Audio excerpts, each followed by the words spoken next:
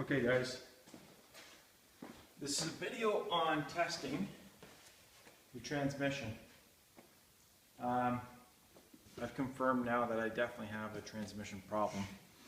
And it figures because it's the last place that I haven't gone on my bike, the lower half. Well, okay, sorry. I haven't gone into the cases. I definitely have some sort of transmission issue. So I came up with a process to test it, and it's mimicking the exact symptoms I was having while I was riding the bike. So basically, if you take off your clutch basket, this is your crankshaft right here. So if you take off your clutch basket actually has the gears which connect your drive shaft. Your transmission's right here. This is your drive shaft. And so right now I'm in a neutral position, as you see the tires.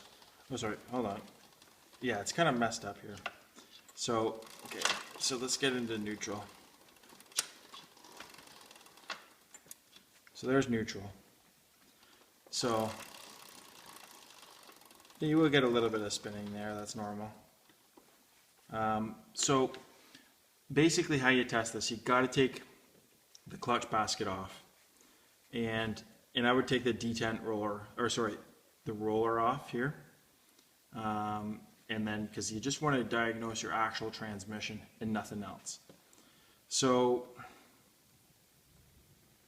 when you're having shifting problems, one of the things you want to replace is the shift return spring. Make sure that that's in a good position.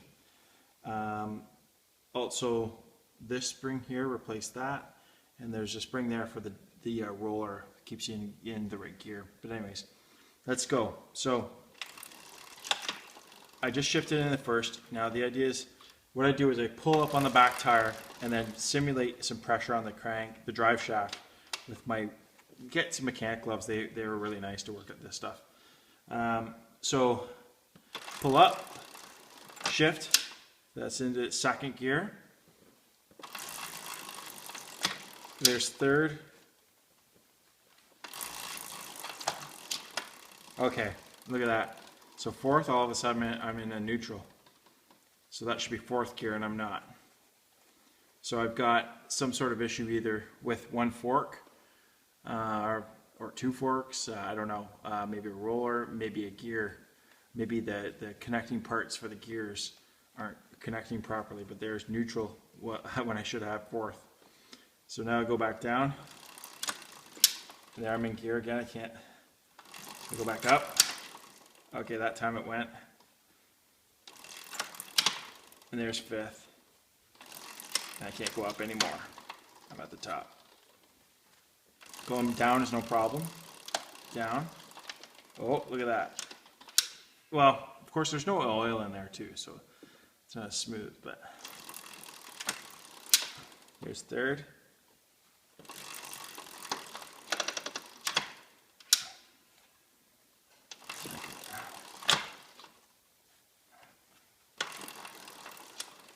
There's first. Neutral.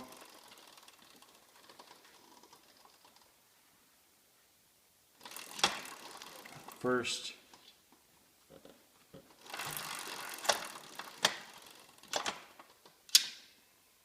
Yeah, so the other thing I wanted to show too is, so when you shift through the gears, there's a little bit of a lull point. So like, let's go back down first.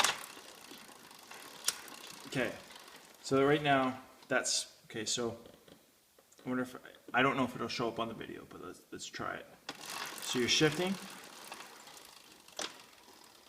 So you can see that I gently pulled up on the shifter, and it kind of shifts out of first gear, kind of into a neutral, obviously neutral, and then kicks in a second. And it kind of does that all the way through as it's shifting through the gears if you watch it closely. Here's the slow point, and that kicks into gear. So that's third.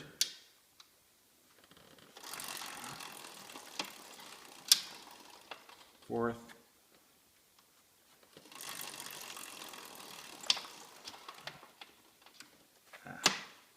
And then finally fifth with a little trouble. But anyways,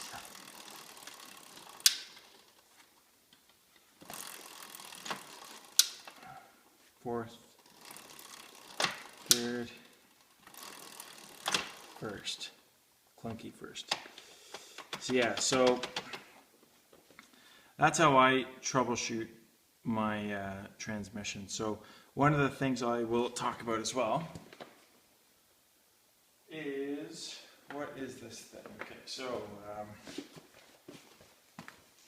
what is this nice little gizmo? Well, what that does is that actually keeps you, when you shift into a gear, believe it or not, this roller on this star is the part that keeps you in gear. So when you shift a gear, you pull up or down, this claw literally pulls the little detent, the little bars or whatever you want to call them on here, and literally pulls the transmission this way, pushes it this way, which pushes the fork sideways and engages or disengages the gears.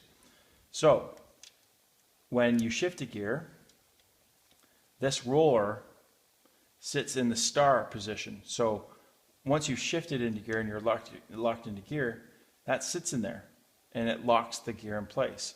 And when you shift a gear, it needs to have a spring here so it can move out for the room here, and then shift into the next position and lock you in place.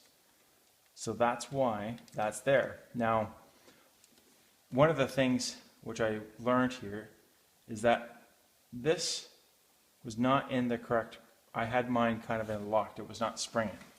So that may have been one of the things, I guess. If this isn't in the right position, this can cause the problems. So if you can't spring yours back, if it doesn't spring kind of like this, like, you know what I mean? If it kind of just doesn't go like this, there's a spring in there. But if you can't freely do that, that might have been the problem with why you have shifting problems now. Even if you fix that, the damage might be done to your transmission or your forks, because it wasn't locking in your transmission in place, and probably putting some damage on the roller, like the star here. But and maybe even your roller might be, in my case I had mine locked back, so it wasn't holding it place. So, but anyways, I thought I'd just share that with everybody with that. Yeah, so you want it to be level. You can see that if I push it back too much, that doesn't sit right. It has to actually stick out a little bit, which there's the proper parts. But anyways, I hope that helps, guys. And watch my other video on the forks and how they actually move. Okay, bye.